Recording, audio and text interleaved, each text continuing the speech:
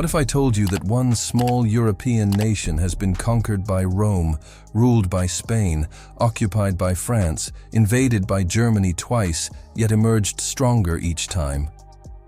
This country, barely the size of Maryland, became Europe's unofficial capital and one of the world's wealthiest nations. This is Belgium's extraordinary story.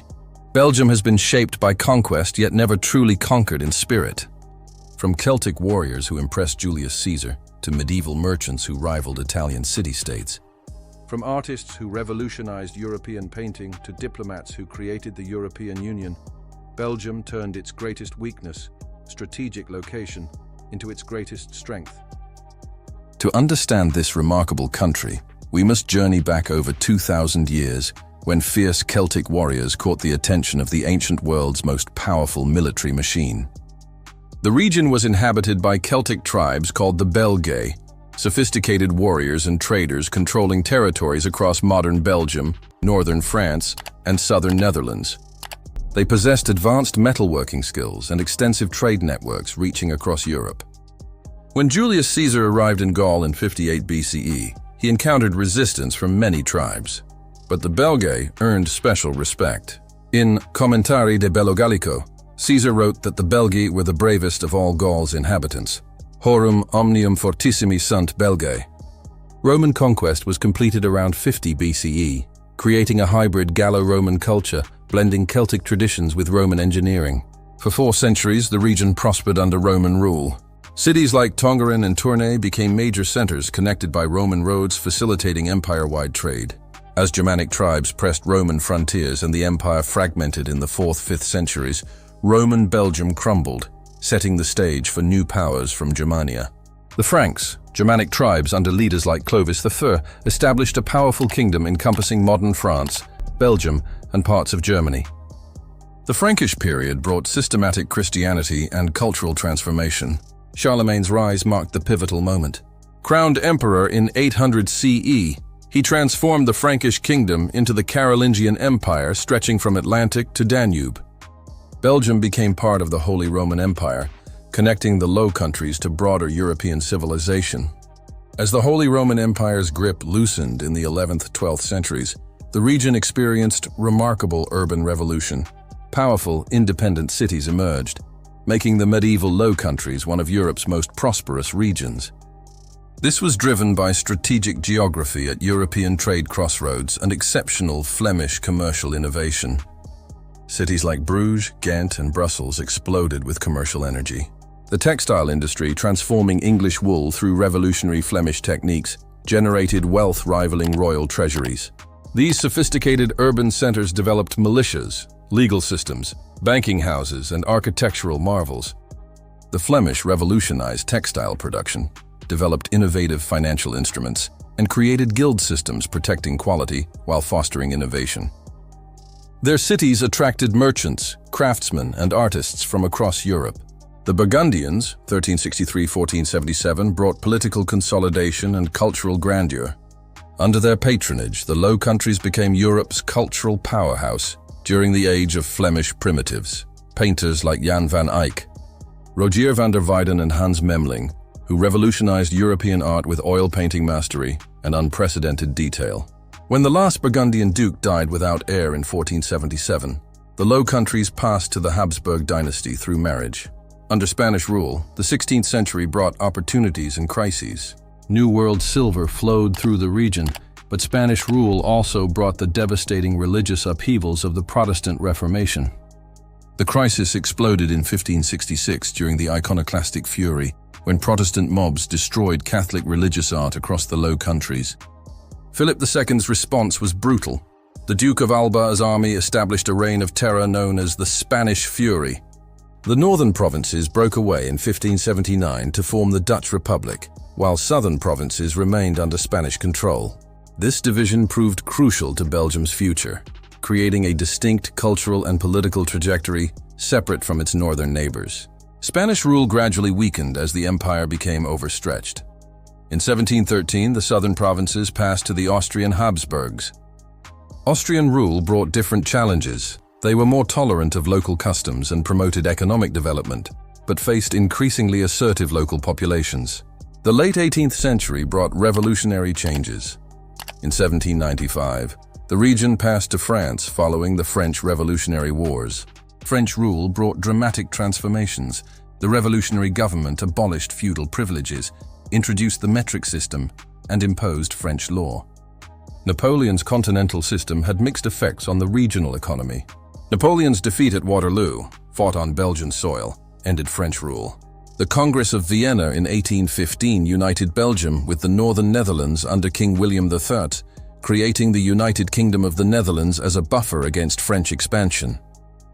This artificial union ignored centuries of separate development.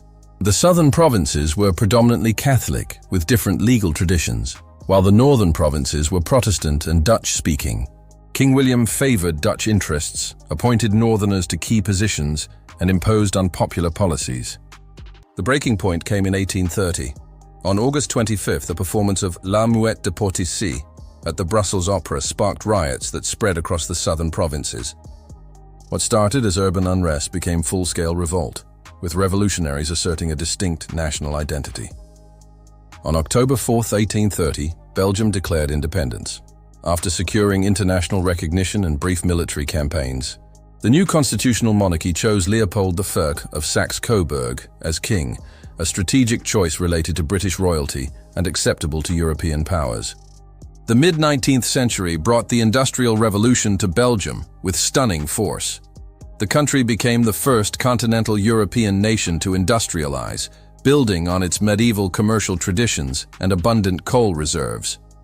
Belgian engineers and entrepreneurs didn't just adopt British technologies.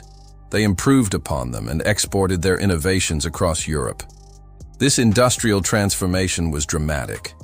Belgium became a major producer of iron, steel, and textiles. Its railway network, one of the densest in the world, connected industrial centers and facilitated rapid economic growth. Belgian banks and financial institutions grew to rival those of London and Paris. The country's population urbanized rapidly as rural workers moved to the new industrial cities. But Belgium's ambitions extended beyond its borders. King Leopold II, who ruled from 1865 to 1909, was determined to make Belgium a colonial power. Unable to acquire territory through traditional conquest, he pursued a different strategy: personal colonization in Africa. The Congo Free State, established under Leopold's personal rule, brought immense wealth to Belgium, but at a horrific human cost that would forever stain the nation's reputation. The late 19th and early 20th centuries saw Belgium emerge as a significant European power despite its small size. Brussels became an important diplomatic center, hosting international conferences and organizations. Belgian art and architecture influenced movements across Europe. The country's prosperity and stability seemed to promise a bright future. But that future was shattered on August 4, 1914, when German armies invaded Belgium, violating the international guarantees of Belgian neutrality. The invasion of Belgium brought Britain into World War I and made the small nation a symbol of resistance against aggression. The Belgian army's brave but ultimately futile resistance bought crucial time for the Allies to mobilize. The German occupation was harsh and systematic. The invaders imposed heavy financial burdens, deported workers to Germany, and executed civilians suspected of resistance. The destruction of medieval Louvain's library and the execution of civilians shocked world opinion and helped turn international sentiment against Germany. When the war ended in 1918, Belgium emerged as one of the victorious Allies, but at enormous cost. Much of the country had been devastated, its economy shattered, and its population traumatized. The interwar period was marked by economic difficulties, political instability, and the rise of extremist movements that reflected the broader European crisis. The respite was brief. On May 10, 1940, Germany invaded Belgium again, beginning another occupation that would last until 1944. This time, the invasion was part of Hitler's broader strategy to conquer Western Europe. Belgian resistance was again brave but brief, and the country fell within weeks. The World War II occupation was even more brutal than the first. The Nazi regime implemented racial laws, deported Jews to concentration camps, and systematically exploited the country's resources. Yet resistance continued, both passive and active, throughout the occupation. The Belgian underground helped Allied airmen escape, sabotaged German installations, and maintained crucial intelligence networks. Liberation came in September 1944, but Belgium faced enormous challenges. The country's infrastructure was damaged, its economy disrupted, and its society divided by the experiences of occupation and collaboration. The monarchy faced a crisis when King Leopold III's wartime conduct became controversial, leading to his eventual abdication in favor of his son Baudouin. But Belgium's greatest achievement was yet to come. In the aftermath of World War II, Belgian leaders played a crucial role in creating the institutions that would unite Europe and prevent future wars. The Benelux Economic Union, linking Belgium, the Netherlands, and Luxembourg, became a model for broader European integration. When the European Coal and Steel Community was established in 1951, and later the European Economic Community in 1957, Belgium was a founding member. Brussels gradually became the de facto capital of European integration, hosting the headquarters of what would eventually become the European Union. This wasn't just symbolic. It reflected Belgium's central role in the European project and its commitment to international cooperation. The post-war decades brought prosperity and social transformation. Belgium became a modern welfare state, with comprehensive social security systems, strong labor movements, and commitment to social justice. The country successfully navigated the challenges of decolonization, granting independence to the Congo in 1960, though not without significant difficulties and continuing controversies. But Belgium also faced internal challenges that would reshape its political structure. The linguistic divide between Dutch-speaking Flanders and French-speaking Wallonia, manageable for most of the country's history, became increasingly politicized in the 1960s and 1970s. What began as disputes over language rights evolved into fundamental questions about the nature of the Belgian state. The solution was federalization, a gradual process that transformed Belgium from a unitary state into a complex federal system. Constitutional reforms in 1970, 1980, 1988, and 1993 devolved significant powers to regional and community governments, creating one of the world's most decentralized political systems. This wasn't just administrative reform, it was a fundamental reimagining of Belgian identity and governance. Today's Belgium is a testament to the power of adaptation and compromise. The country successfully manages its linguistic and cultural diversity through institutional arrangements that give both major communities significant autonomy while maintaining national unity. Belgium remains one of the world's most prosperous nations, with high living standards, excellent social services, and a vibrant cultural life. The European Union headquarters in Brussels symbolizes Belgium's continued role as a bridge between different European traditions and interests. The country hosts numerous international organizations and remains committed to multilateral cooperation and peaceful conflict resolution. From the fierce Belgae warriors who impressed Julius Caesar to the modern European capital that hosts the EU institutions, Belgium's history is one of resilience, adaptation, and reinvention. This small nation has survived conquest by Romans, Franks, Burgundians, Spanish, Austrians, French, and Germans. It has weathered religious wars, industrial transformation, 2 world wars, and internal linguistic divisions. Yet Belgium has not merely survived, it has thrived.